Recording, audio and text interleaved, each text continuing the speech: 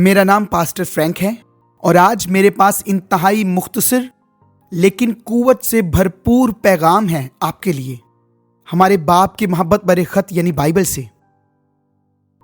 लूका की इंजील में जब लूका ने इंजील लिखी तो उसने इंजील में वो हिस्सा भी लिखा जब खुदावंद यस्सु ने मत्ती को बुलाया था।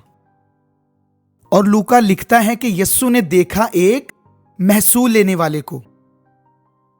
जब मरकुस ने अपना इंजीली बयान लिखा और जब उसने मत्ती के बुलावे पर मबनी हिस्सा लिखा तो लूका की तरह मरकुस ने भी वही लिखा कि यस्सु ने एक महसूल लेने वाले को देखा।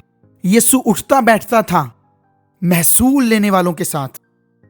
क्या यह दिलचस्प नहीं कि जब मरकुस और लूका दोनों ने मत्ती का जिक्र किया तो उन्होंने उसके माजी की शनाख्त से उसका जिक्र किया जो वो पहले किया करता था।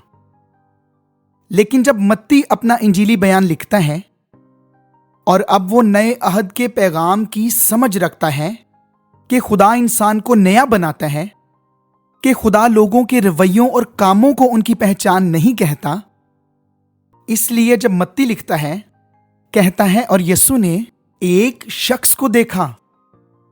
यह कितना ही शानदार है ना। यस्सु ने किसी महसूल लेने वाले को नहीं देखा, यस्सु ने देखा एक शख्स। ऐ मेरे अजीज दोस्त, नए अहद के जलाल में आने के बाद आप खुद को उसके मुताबिक हरगिज ना देखें जो आप करते हैं या जो आप कर चुके हैं, और किसी एक को भी ये इजाजत ना दें कि वो आपको बताए कि आप वही हैं जो आप करते या कर चुके हैं।